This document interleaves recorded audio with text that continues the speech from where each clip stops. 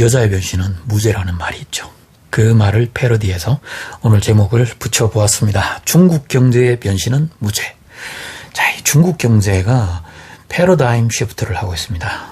전체적인 산업의 체질을 바꿔 나가고 있는데요. 자, 그래서 중국 부동산에 몰려있던 그 자금들이 지금 이곳으로 움직이고 있습니다. 오늘 방송도 굉장히 흥미로운 내용이니까요. 끝까지 들어주시면 고맙겠습니다. 자, 어제 제가 그저께 방송이었죠. 중국 부동산에 관한 방송을 집중적으로 말씀드리면서 사실 2016년, 2017년이 중국 부동산 가격의 고점이었다라는 말씀을 드렸었는데, 자, 그와 관련된 중요한 자료를 하나 가져왔습니다. 여기 보면은 북경 해전구 학원로 주변에 집값 이 추세표인데요. 여기 북경 해전구 학원로는요, 북경 칭화대, 여러분 중국의 제일 유명한 대학이 칭화대라는 이야기는 들어보셨죠? 그 칭화대 주변, 뭐 베이징대, 북경대도 거기에 있고요. 칭화대랑 바로 붙어 있고요. 그리고 또 북경 과기대, 교통대, 농업대 이러면서 그쪽에 대학들이 한 10몇 개 이상 엄청나게 많이 모여있는 구역이 있습니다. 그곳에 집값인데요. 거기는 중간촌이라는 유명한 중국의 실리콘밸리라고 불리는 스타트업이 밀집해 있는 메카, 스타트업의 메카, 중간촌이 있는 지역이기도 합니다. 그래서 주거 선호 지역이기도 하죠. 자, 그 지역의 아파트 가격이 2011년도에 보니까 평균 가격이 제곱미터당 한 3만 위안선이었고요. 그리고 2015년도가 되니까 한 4만 위안선. 근데 2016년부터 쭉 급상승하게 되죠. 그러면서 2017년 초에는 9만 위안대까지 가파르게 상승하게 됩니다. 그 이후에는요, 중국 정부의 강력한 부동산 규제 정책 때문에 조정기를 거쳤습니다. 2017년부터 18년, 19년, 2000년까지, 2020년까지 한 3, 4년 조정기를 거치다가 2021년부터 다시 가격이 반등하기 시작하죠. 그래서 2021년, 2022년, 올해 2023년 상반기까지 거의 이곳 학원로 주변의 집값은 한 10만 위안까지 상승하게 됩니다. 그래서 정고점을 살짝 돌파하는 그런 모습을 보여주죠. 베이징의 전체의 집값은 상당히 평균 가격이 높은 편입니다. 자, 우리 채널에 지난 그저께 방송을 보시고 시청자분 한 분께서 질문을 주셨어요. 베이징 왕징의 집값은 실제 가격 변화가 어떻게 되나요? 라고 질문을 주셨는데요. 그래서 제가 자료를 하나 가져왔습니다. 지난 3년간 역시 집값 변동 곡선인데요. 여기 왕징이라는 곳은 우리 한인들이 굉장히 많이 모여 사실은 유명한 지역입니다. 이 북경 조양구, 이 조양구는 이 자금성 동편에 있는 그 구역이거든요. 이제 자금성을 중심으로 해서 베이징은 서성구와 동성구, 요 자금성 바로 옆에 붙어 있는 요 구역이 가장 집값이 높습니다. 서성구가 제일 높고요. 중난하이와 같은 중국의 지도부가 모여 사는 곳이죠.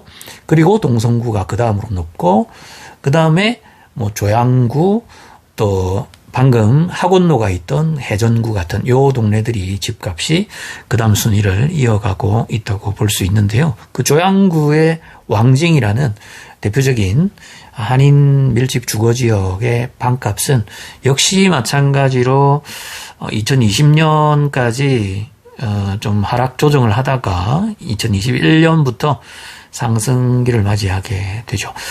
이 베이징의 집값은요, 최근에 이 왕징의 집값이 반토막이 났다.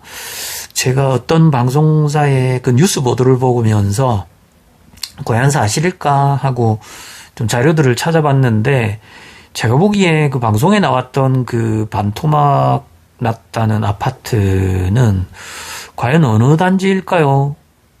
그런 단지가 있으면 좀 알려주십시오. 아, 진짜. 이 베이징에서는요, 사람들이 그렇게 집값이 반값이 되고 하면 바로 매물이 소진이 됩니다.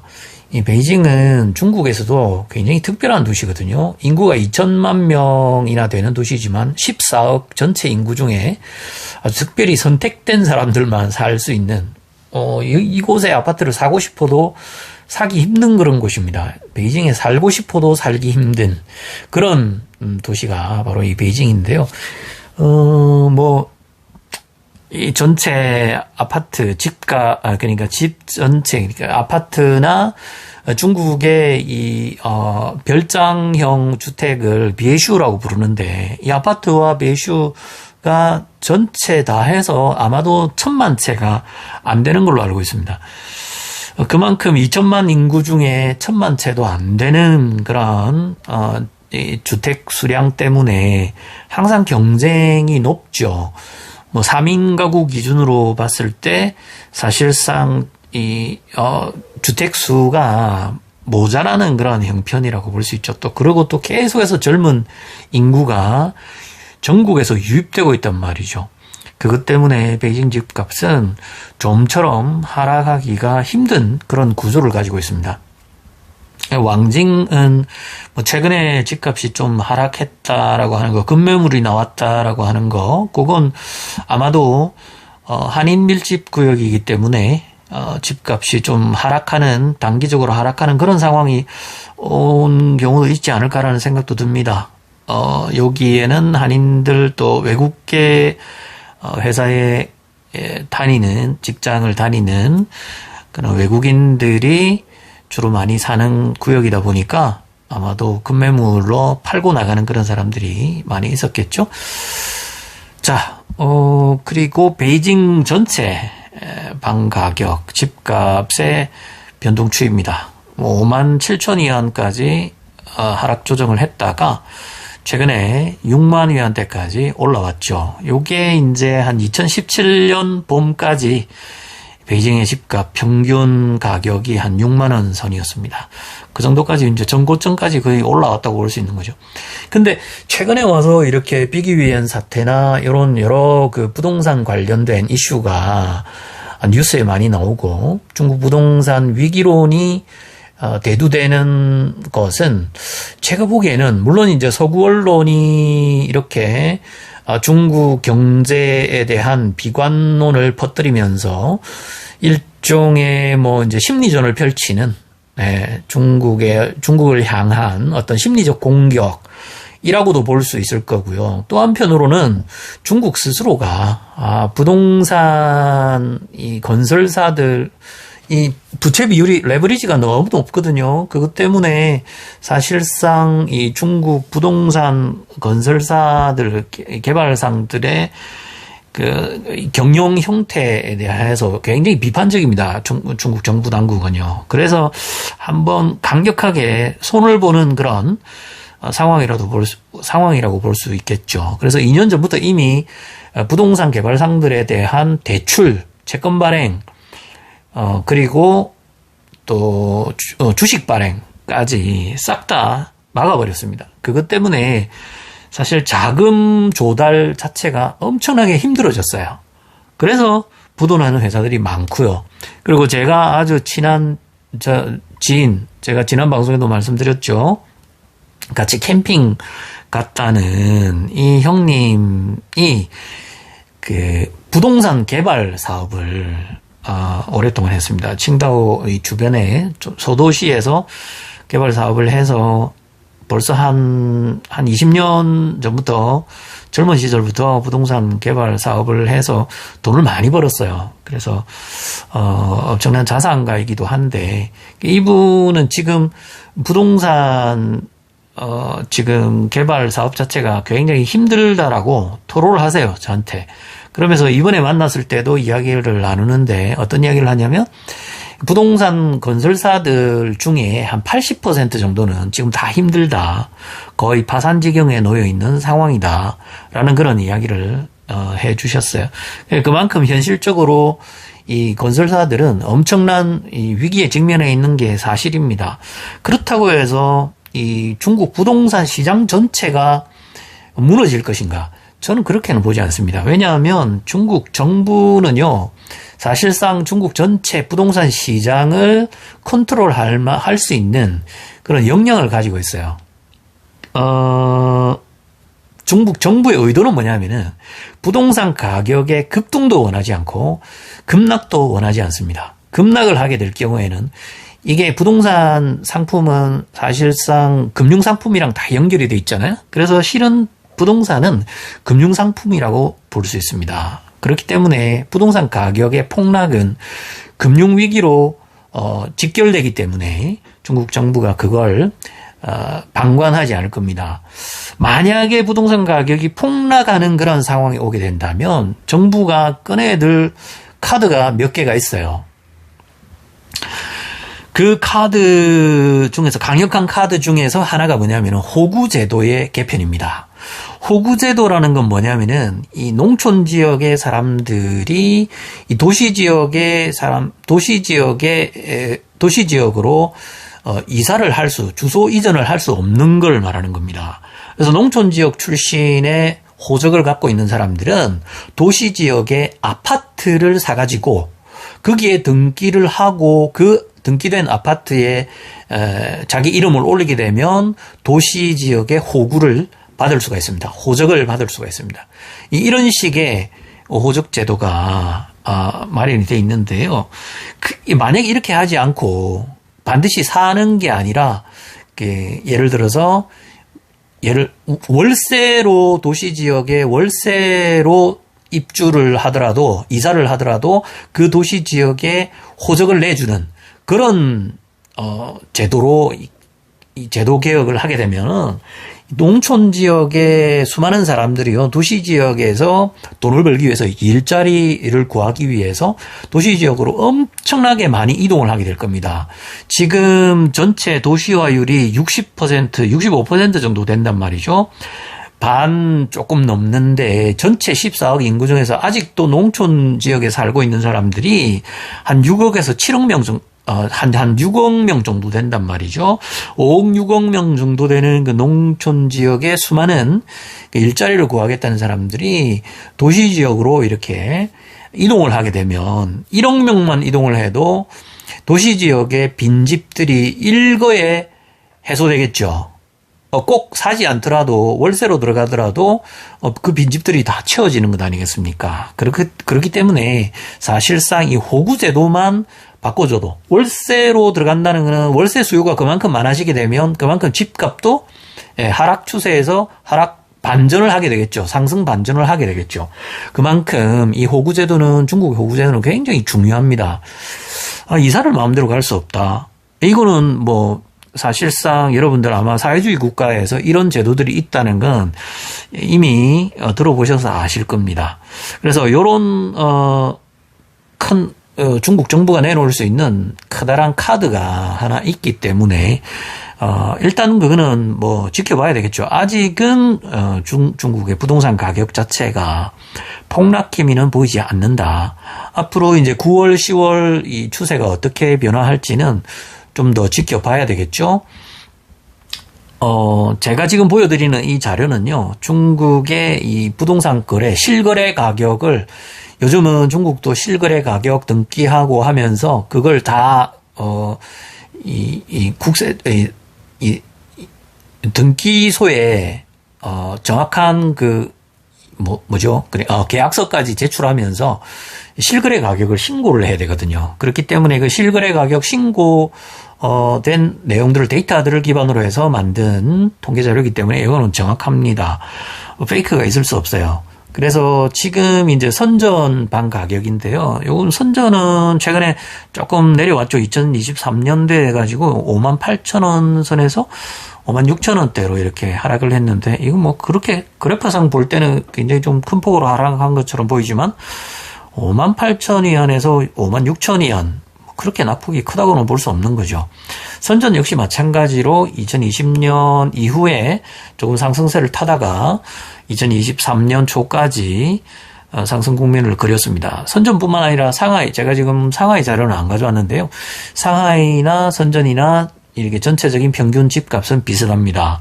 그래서 베이징, 상하이, 선전, 중국의 가장 집값이 높은 빅3 도시거든요. 그래서 베이샹션이라는 유명한 말까지 있습니다. 베이징, 상하이, 선전을 같이 합쳐가지고 베이샹션 이 일선 도시, 그 중에서도 집값이 가장 높은 이 세 도시에 살고자 하는 그런 사람들이 많죠. 일자리가 많고 하니까요. 그렇기 때문에 여기에 이 베이샹션 세 도시의 집값은 평균 가격 자체가 거의 한 6만 위안 정도 됩니다. 우리 돈으로 요거는 이제 제곱미터 가격인데 평당으로 하면요. 우리 돈으로 한 3,500만 원 정도 되고요. 요건 이제 평균 가격이잖아요. 근데 이제 조금 좀 동네가 선호하는 그런 동네고 집값이 비싼 그런 동네들은 우리 돈으로 한 1억, 평당 한 1억이 다 넘어갑니다. 물론 그 중에서도 이제 일반 아파트 말고 고급 별장식 주택인 비에슈 같은 경우는 평당 2억, 3억 넘어가는 그런 비에슈가 굉장히 많습니다. 중국도 이 집값이 천차만별인데요. 지금 보여드리는 이 데이터는 평균 가격이라고 보시면 될 것 같습니다. 근데 이제 최근에 2021년, 2022년, 2023년 이렇게 집값이 다시 베이샹션을 중심으로 해서 집값이 쫙 올라가니까 중국 정부가 아까 제가 이야기했잖아. 일부러 이거 좀 터뜨린 것 아니냐. 부동산 건설사들 이렇게 막 무너지고 유동성 위기 맞고 뭐 이런 것 때문에. 그래서 저는 심지어 이런 생각까지 해봤어요. 이거 중국 정부의 자작극 아닌가? 왜냐면 이 부동산 시장 전체 집값이 너무 이렇게 다시 올라가면요. 중국 정부 입장에서는 부담스러운 거거든요. 왜 이게 부담스러울 수밖에 없느냐. 그건요.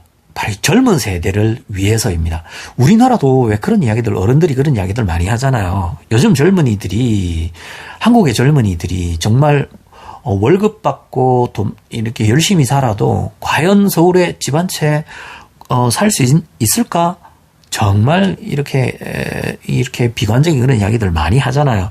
이 절망적이다라는 그런 이야기들 참 많이 하지 않습니까? 그만큼 젊은 세대가 이렇게 높아진 부동산 가격 때문에 내 집 장만을 하기가 굉장히 힘들어졌다라는 거.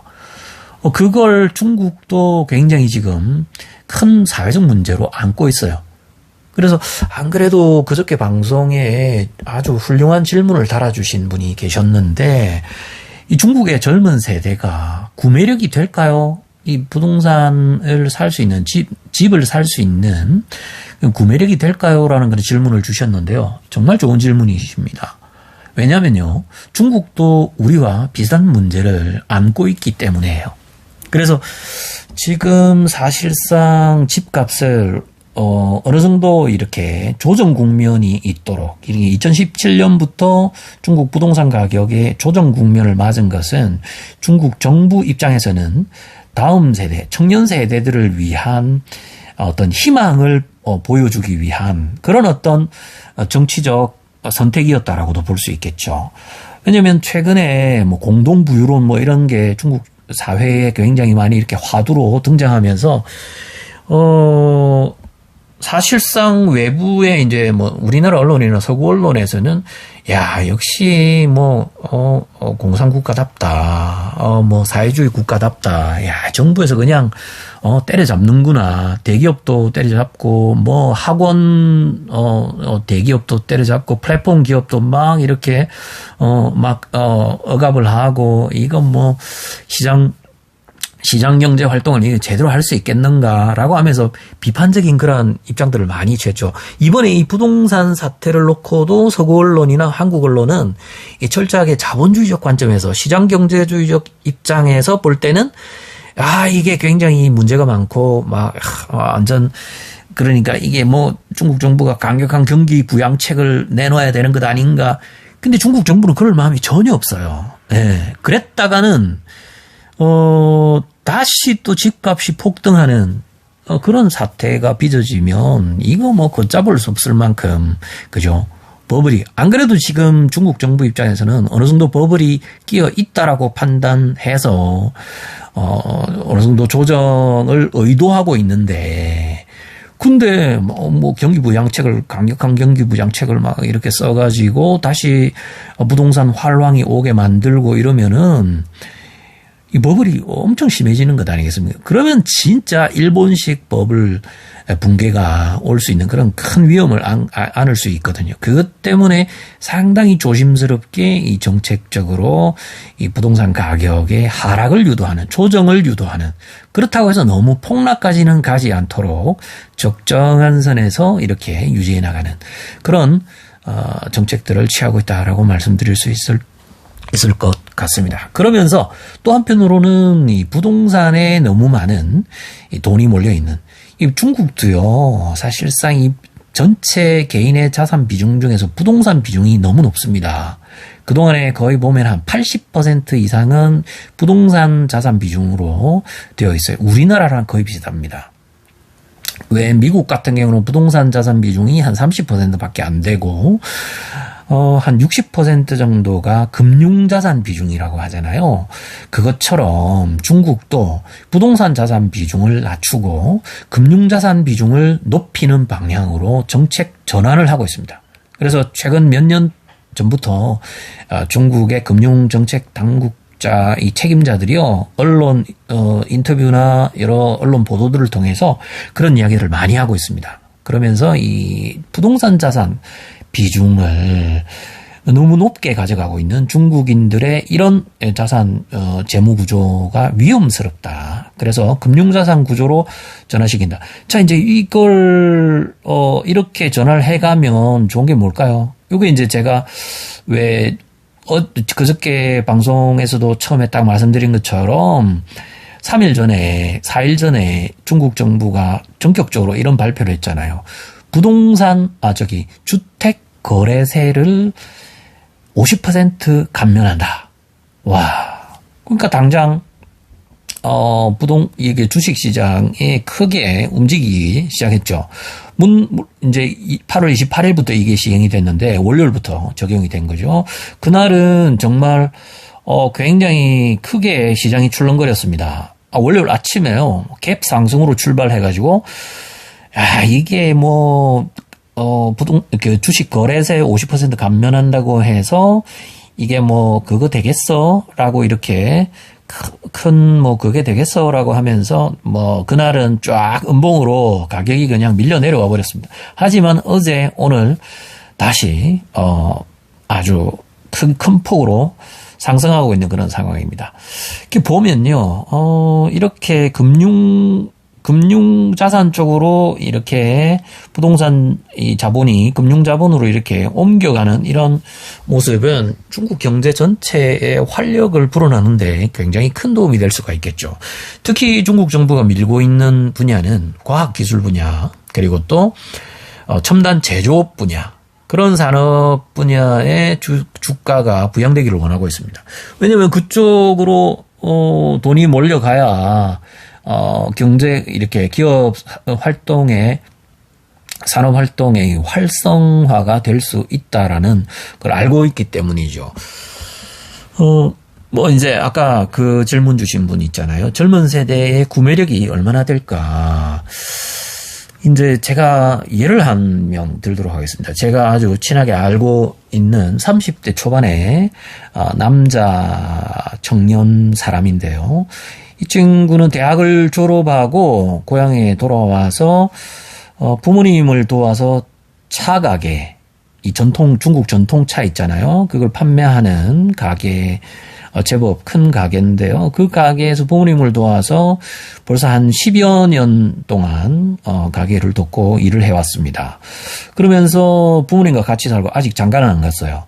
근데 그동안에 열심히 모아가지고 한 50만 위안, 한 1억 가까이, 우리 돈으로 한 1억 원 가까이 현금 자금을 모아가지고 지금 주식 투자를 하고 있습니다.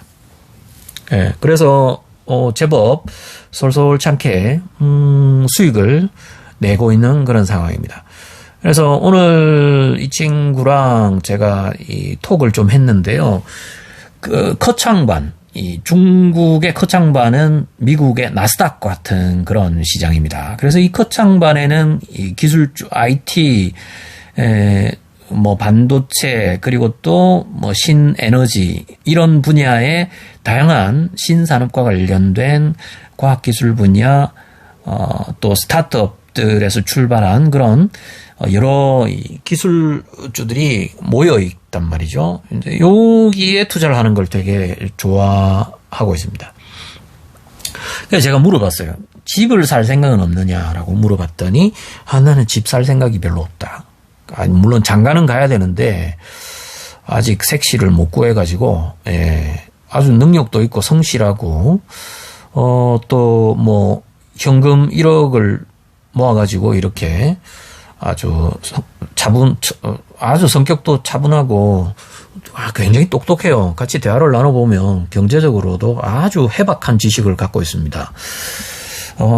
근데 이렇게 열심히 투자를 하고 있다. 또 돈도 열심히 계속해서 모아가고 있습니다. 매일매일 일해가지고 돈 모으면 그걸 또 이제 괜찮은 주식을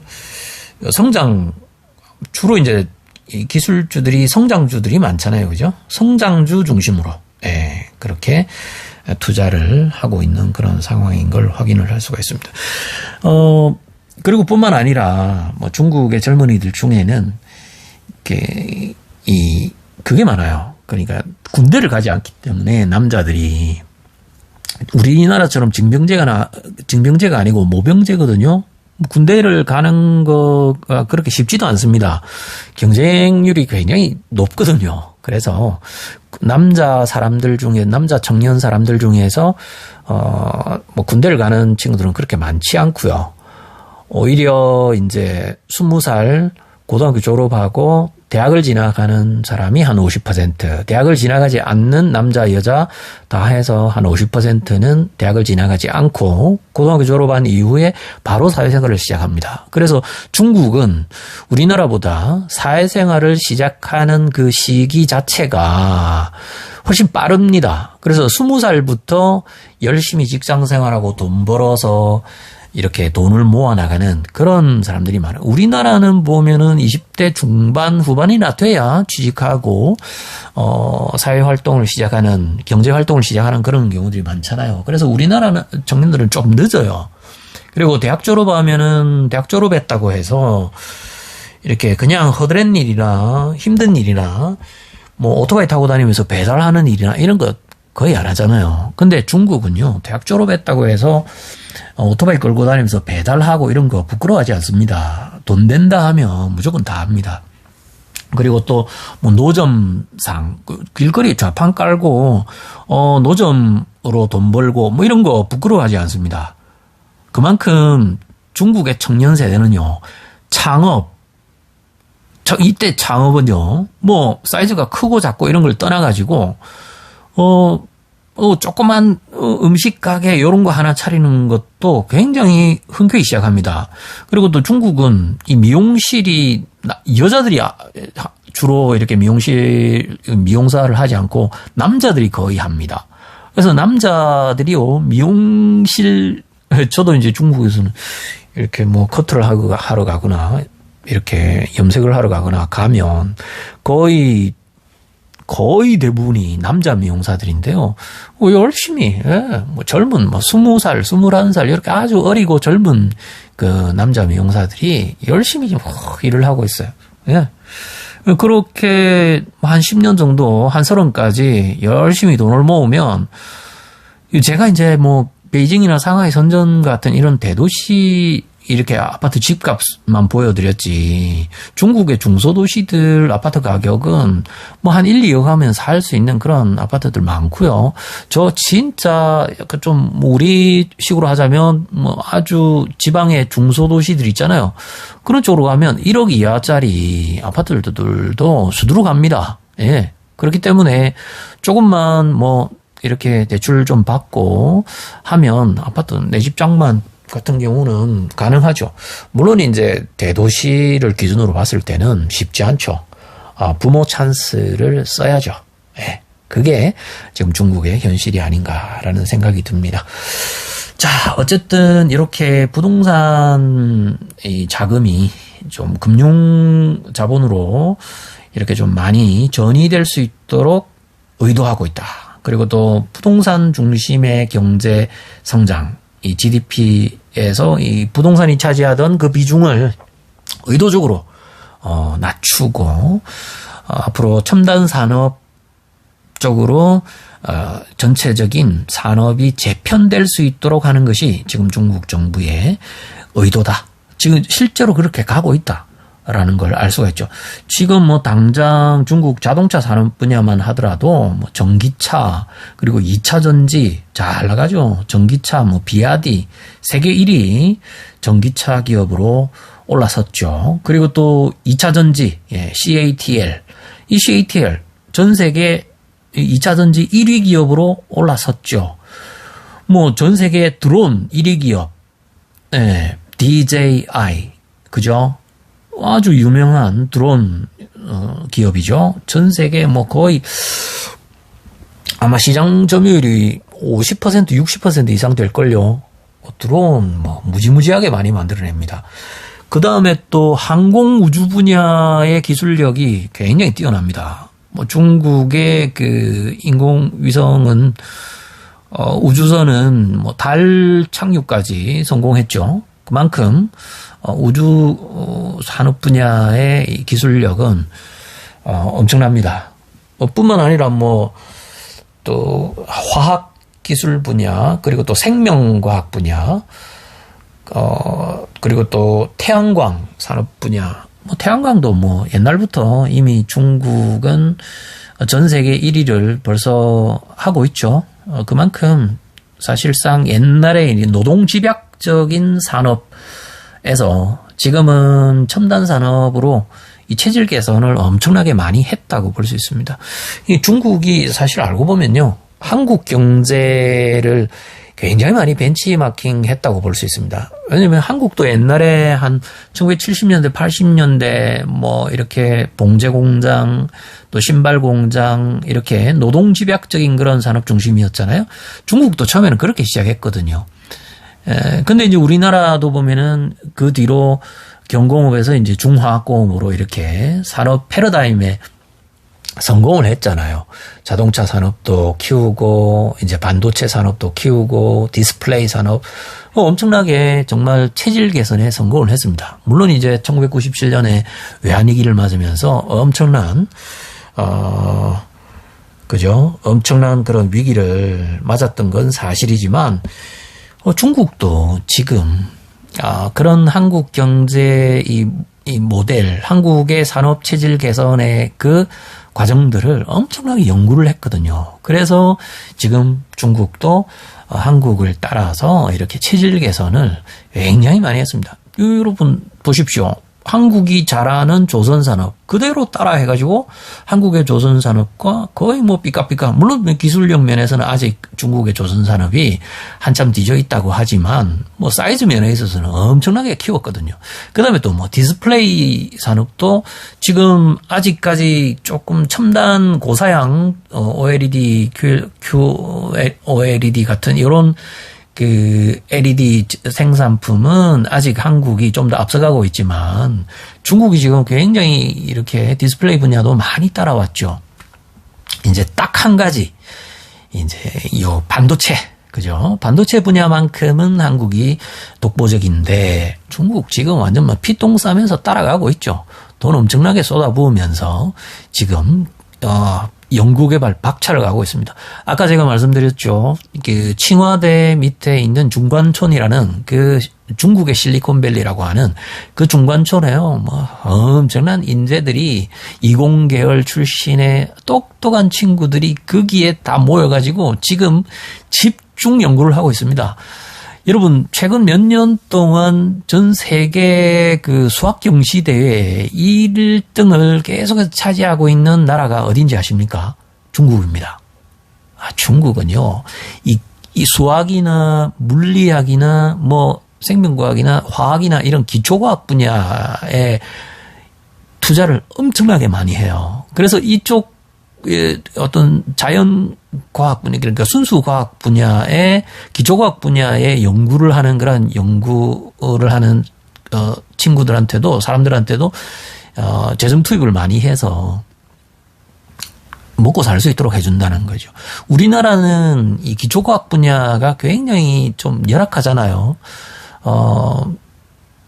뭐 정부 지원도 그렇게 많지 않고 또 이쪽으로 그렇기 때문에 이쪽 분야로 전공을 하려고 하는 친구들도 그렇게 많지 않죠. 그래서 응용과학, 공학 분야에 지원을 하는 그런 친구들이 많았는데 저희 세대까지만 해도 그렇게 공대를 가려고 하는 사람들이 많았는데 지금은 공대마저도 안 가려고 하죠. 네. 반도체학과가 지금 더 많이 반도체학과를 만들어서 모집을 하려고 해도 안 간다고 하잖아요. 예, 의대로 다 빠져나가고. 근데 중국은 상황이 완전 다릅니다. 중국은 의사 월급이 그렇게 높지 않거든요. 제가 보기에는 약간 좀 의도된 바가 좀 있는 것 같아요.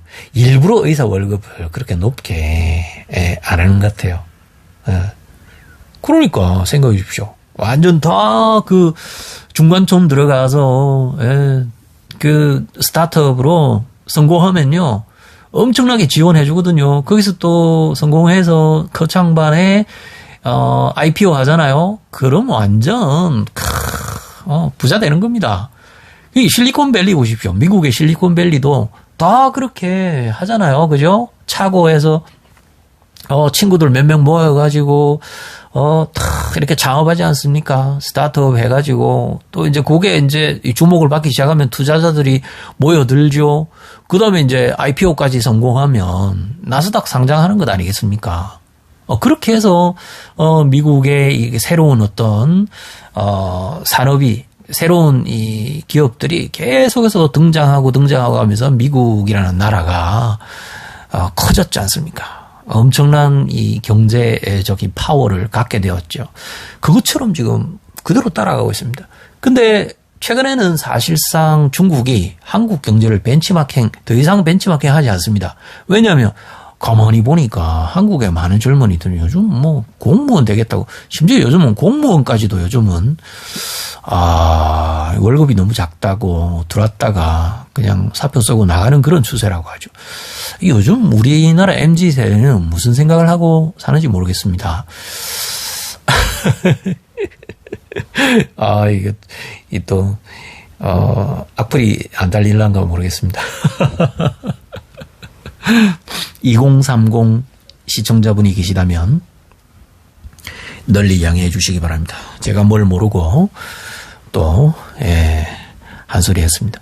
어쨌든요, 이 중국의 젊은 세대들은 창업, 대학을 졸업하고 나서 제일 하고 싶은 일이 뭔가 설문조사해 보면 계속해서 창업을 하고 싶다라는, 자기 사업을 하고 싶다라는 청년들이 압도적으로 많습니다.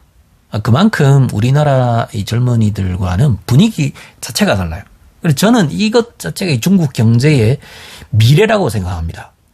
정부는 너무 이렇게 어떤 특정 기업들이 너무 커져가지고 이 대기업에, 우리나라식으로 하자면 이 재벌의 돈이 너무 많이 쏠려 있어가지고 서민 경제, 중산층이 경제적으로 이렇게 피해를 보는, 돈이 뭐 골고루 이렇게 돌아가지 않는 그런 상황을 의도적으로 이렇게 때려잡습니다. 그래서 이제 제가 이런 말을 했는데요. 한국은 대기업에 휘둘려서 중산층들이 정말 필요로 하는 뭐 교통비나 통신비나 전기세 이런 걸 그냥 별로 이렇게 잡을 생각을 하지 않고, 중국은 대기업을 휘어잡아서 서민들이 살기 편하도록 생활 물가 굉장히 낮거든요. 여러분, 중국에 그 시내버스 요금이 얼마인지 아십니까? 1원 합니다. 1원. 여름에 에어컨 켜지는 시내버스는 2원 합니다. 양콰이. 이게 얼마인지 아십니까? 1원이면 지금 환율로 180원이고요. 2위안이면은 360원입니다. 에어컨 켜지는 시원한 버스 기준으로 했을 때, 자, 360원입니다. 우리나라 시내버스 비용하고 비교하면은 아주 큰 폭의 차이가 있죠. 네. 그리고 또, 택시비, 중국은 요즘 택시 거의 안 탑니다. 디디추싱, 디디라고 하는 이게 호출 서비스. 그걸로 불러서 타면요. 우리나라 택시비 엄청나게 올랐죠? 왜 얼마 안 되는 거리도 택시 타면 10,000원 쉽게 나옵니다. 그쵸? 중국은요, 한 3, 4천 원만 하면 충분히 비싼 거리를 갈 수가 있습니다. 그만큼 교통비도 싸고요. 과일값 싸지요. 고기값 싸지요. 전기세, 통신비 다 싸거든요. 그래서 서민들이, 월급은 우리나라보다 적지만 서민들이 실제로 생활하기에는 훨씬 좋습니다. 왜냐? 중국 정부가 강력하게 물가를 통제하고 대기업들의 횡포를 알아서 커버해 주거든요.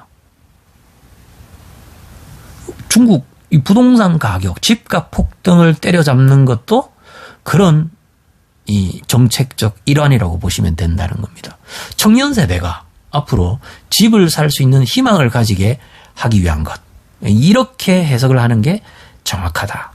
요렇게 봐야지, 완전 언론에서 그냥 이렇게 중국 부동산 다 망했다. 이것 때문에 중국 경제가 이제 곧 망한다. 이런 식으로 이야기하는 거 보면은 참 어이가 없습니다. 자, 어쨌든요. 이렇게 중국의 이 부동산 쪽에 쏠렸던 돈들이 지금 주식시장으로 많이 몰려가고 있고, 그 중에서도 기술주 쪽으로 자금이 많이 몰려가고 있다. 이렇게 중국은 지금 경제의 체질 개선을 하고 있다. 중국 경제의 패러다임이 변하고 있다. 중국 경제의 변신은 무죄다. 라는 말씀을 오늘 여러분들과 함께 나눴습니다. 오늘도 긴 시간 함께 해주셔서 너무너무 감사합니다. 다음 시간에 뵙겠습니다. 안녕히 계십시오.